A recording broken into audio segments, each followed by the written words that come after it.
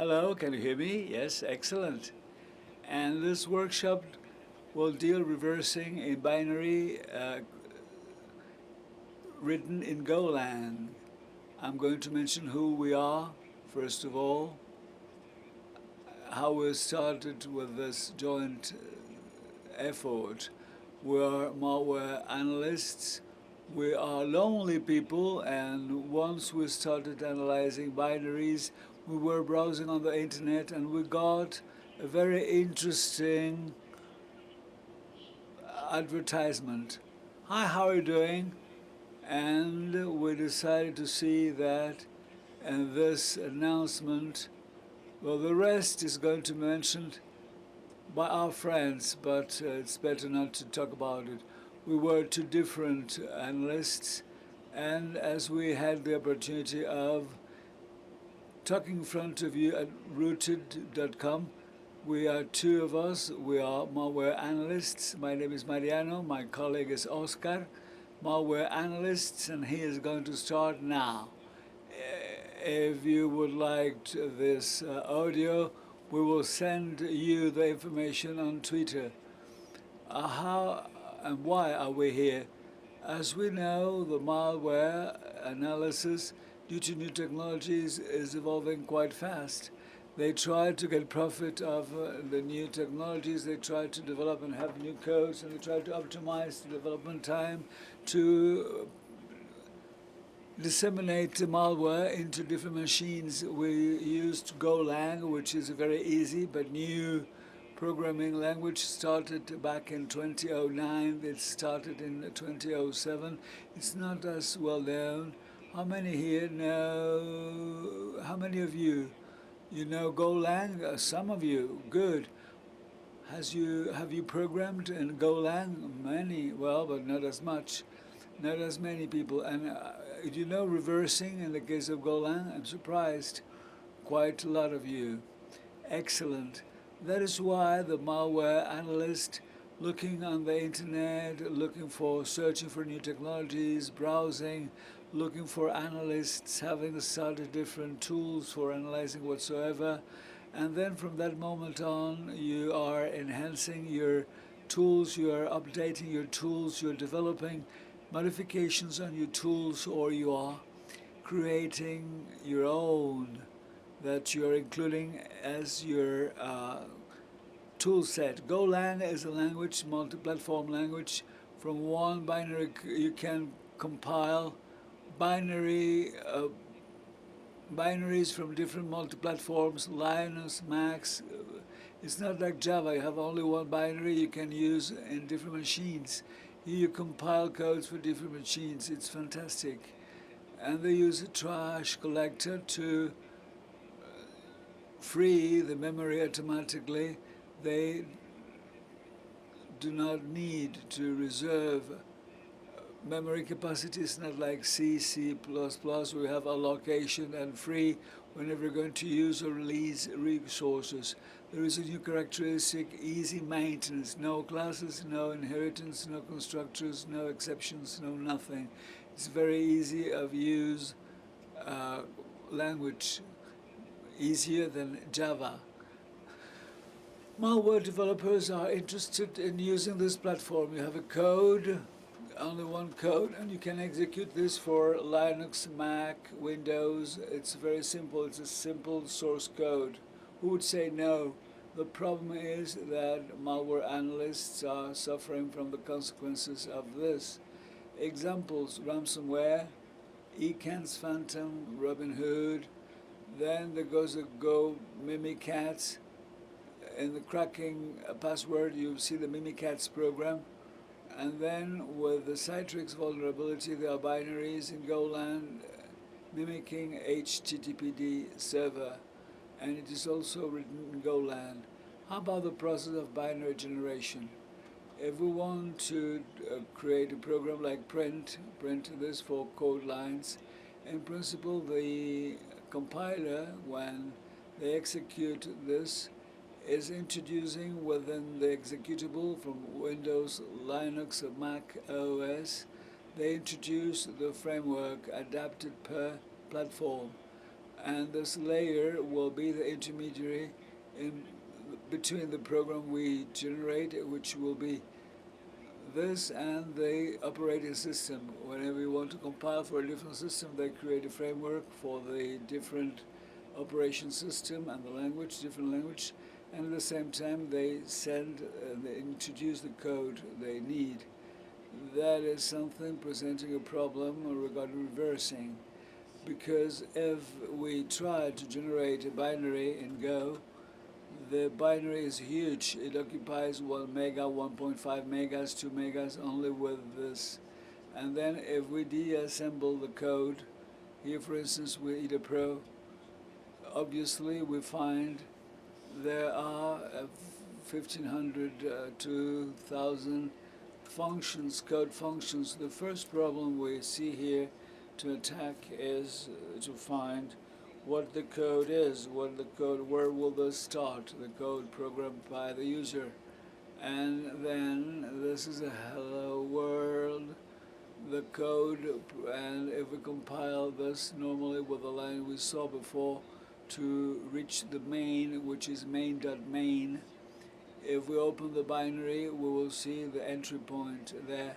Directly from the entry point, the first instruction is jumping to a tag which is RT0386, been compiled for this architecture, and from this tag the code we have is calling one of the libraries of the room time from Go to create a new process, and the pointer goes on to room time main, and then room time main is the one that calls the main, which is the initial part of the real code programmed by the user.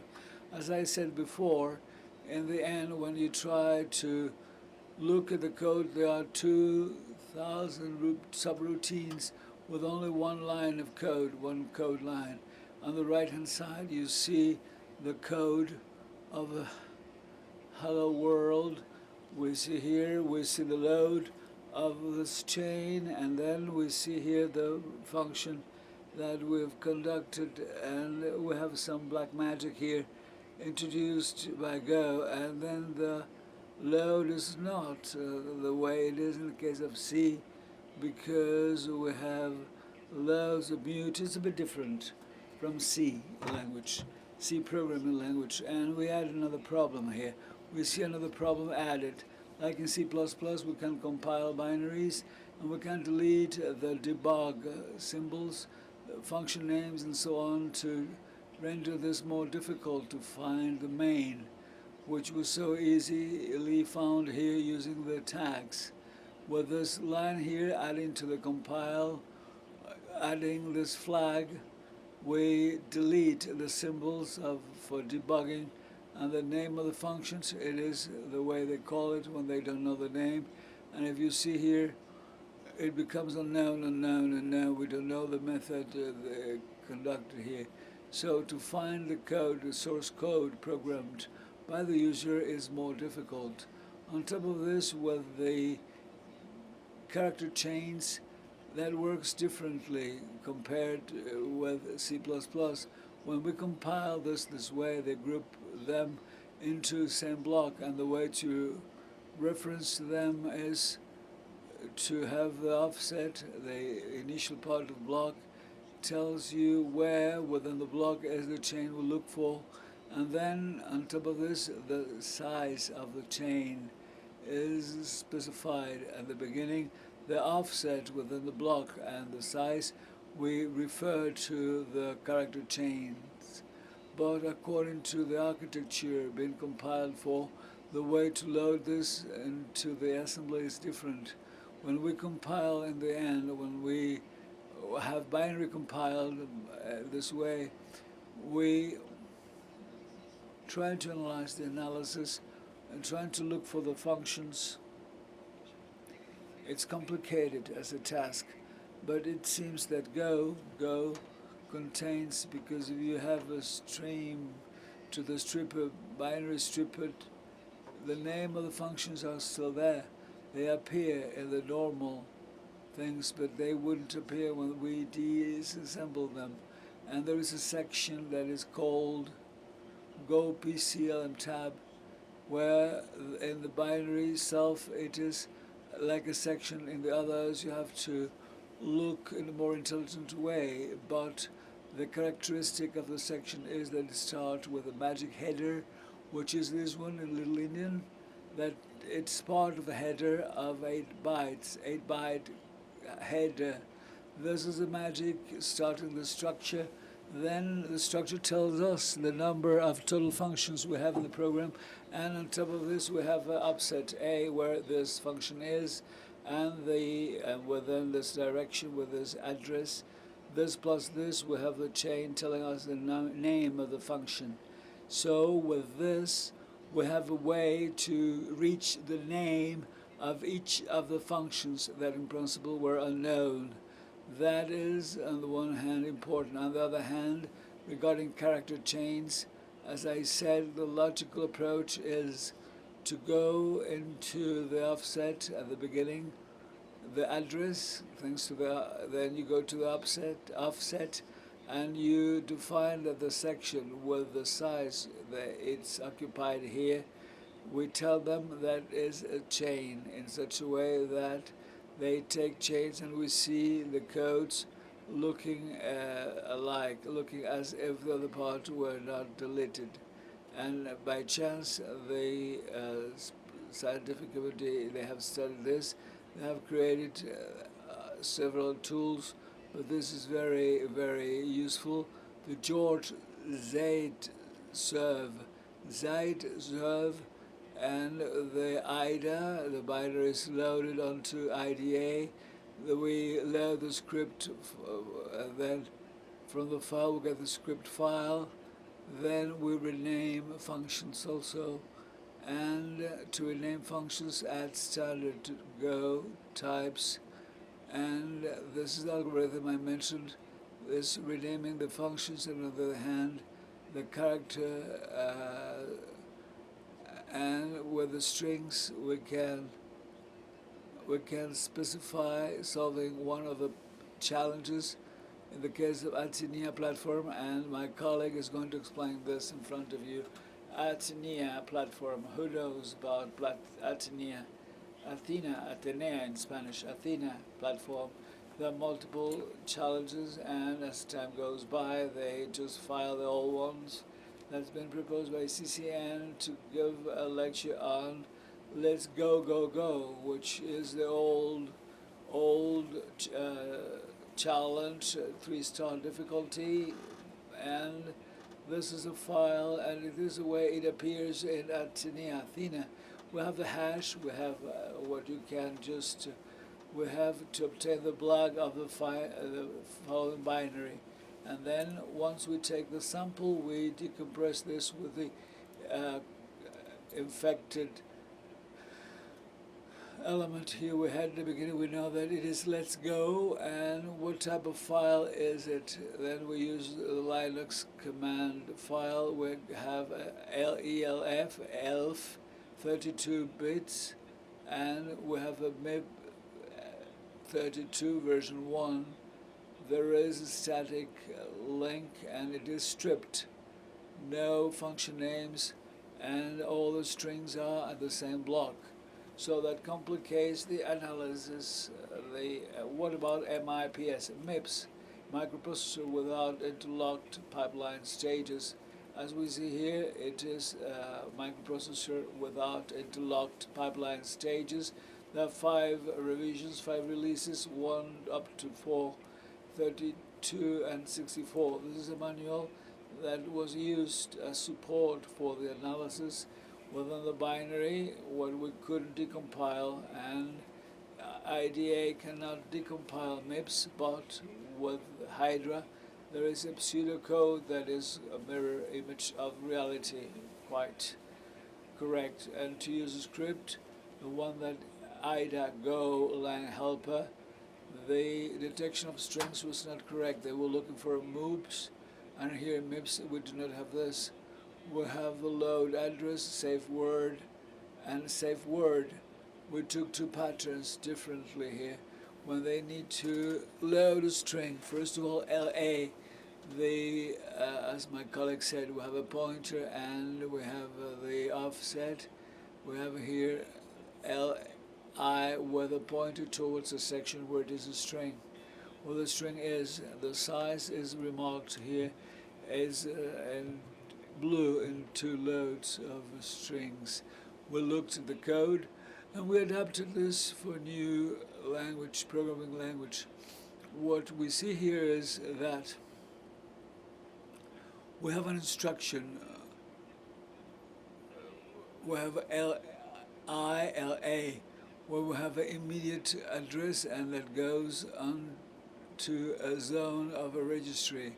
They call the function if it is a string, and then we identify if it is MIPS or not. If it is MIPS language, we look for the structure. From that, we look for the next instruction, save, then load immediately, where we have the size, and we keep that, and then save work. And then from that moment on, we give back the information.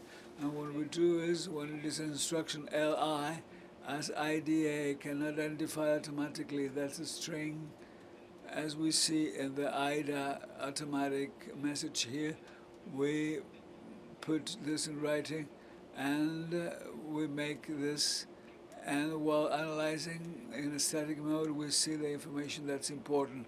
We see the string and the information that's conveyed. Go, static analysis. We see there are functions here. We have main init and main. Main init, initial, main. We see the libraries used within the code, and we can outline two functions. Go info, and it consists on taking information from the operation system, and in this case we're going to see the information we were looking for. And then it is a go figure that helps to, as a banner, we have to, like in the meta exploit, the code or the text. And from this moment on, we go to the main, where we can see the call to the go info and how it is compared with 4.14.0. Believe me. And then from that moment on, there is a contains to see that within the information. Good. Can you see it? Excellent. We have it there. We have a go info. We load what I mentioned before, and then we have a string contains.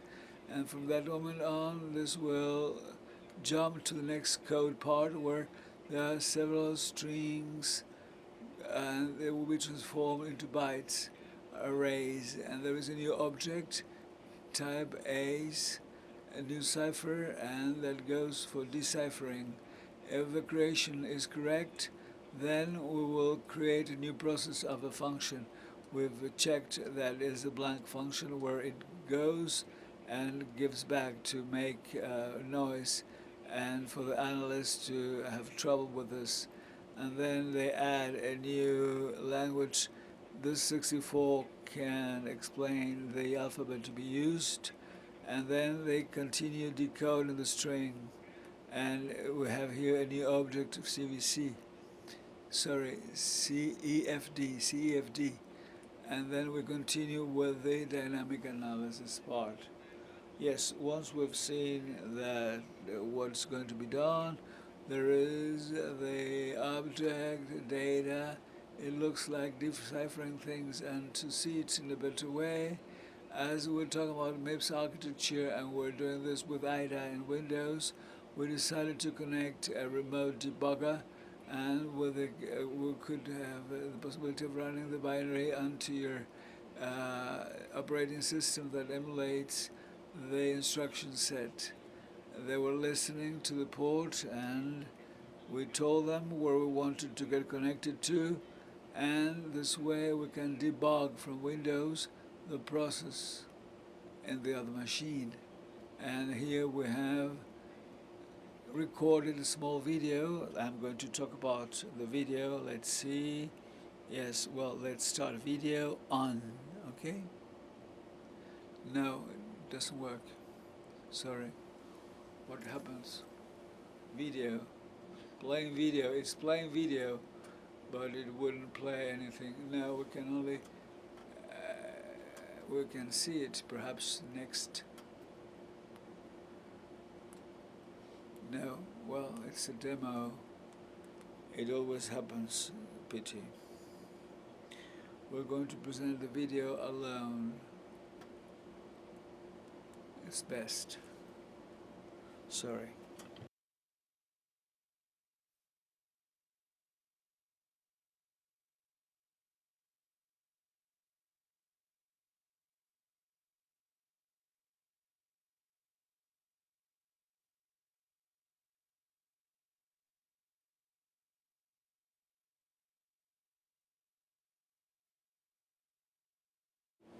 My colleague is able to show this video.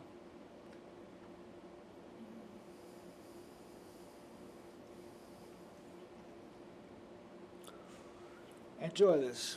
Okay. The program has been initiated, and to skip the checking of a kernel version, we've modified the pointer directly, and we've said we're going to skip this, we'll skip all this, and then we start here, from here, and we see the load, we see how it was converted into bytes, strings into bytes, new cipher, and then here, the new cipher, we see that what happens is, out of the 3 strings defined, they use the last string. And it's here within the memory, I'd like to say. This is the key for deciphering. Okay. Last but not least, we continue executing, running. We have the base64, the string is taken from the data from the program. They were trying to decode this because if it is not base64 normal, it was defined here in this section, in this part. There is their own alphabet for this 64 bases. With this and this string calling the decoding what 64 bases, and then we have the execution, the running time here, and it's going to call the new CFB decryptor that initializes the deciphering process, and they take from the data, they take the first 16 bytes, and they use those bytes as the initialization vector of the algorithm. It's what we see here. Execution continues, and then we have the runtime, we have the XOR stream function, which is the one to be used to decipher. We use it here. That's the final one for deciphering with AS and Go, and they store the content at the same variable we treated first, and that is the chain with many bytes. All of the rest is the content to be deciphered.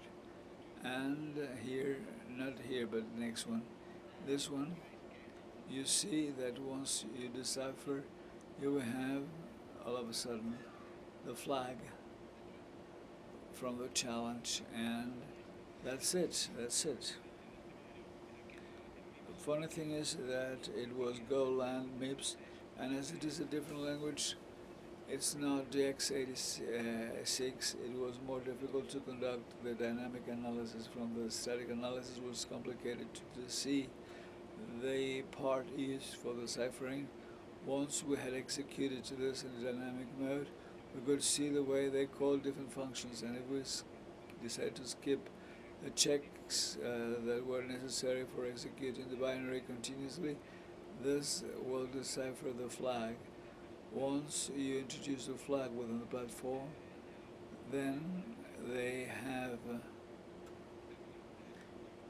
a correct flag, correct information. The format is in line with the LML5 flag from the string, correct flag, and we're the best.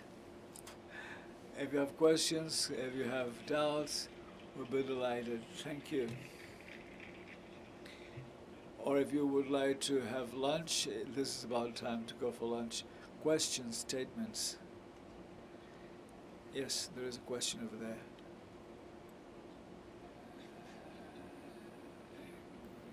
I would like to say, have a safe trip back home.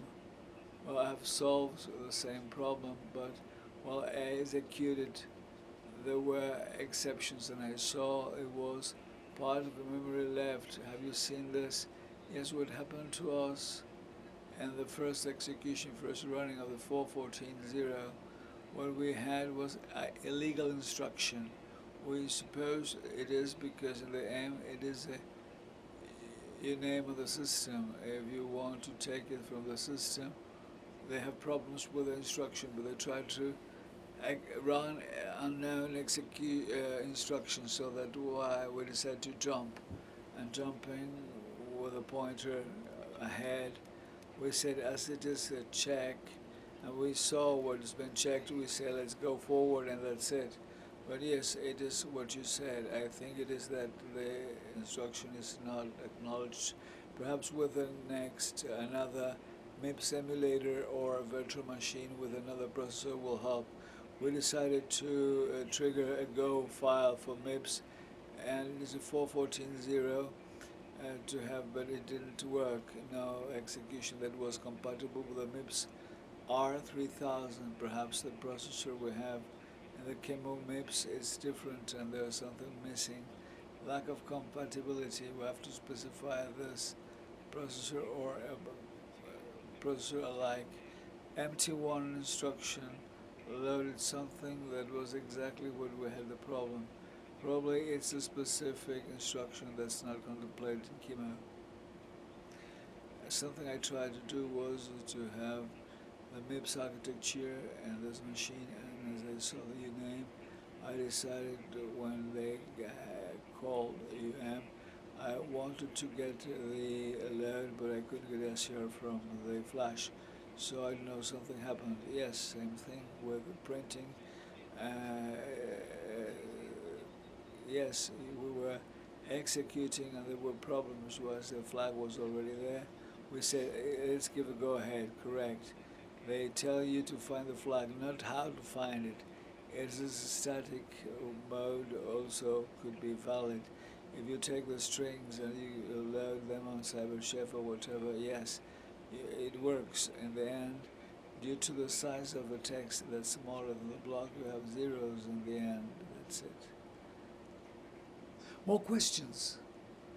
Well, yes, there is a question over there. And yeah, upper part, very active people. I love it, yes. With the microphone, thank you.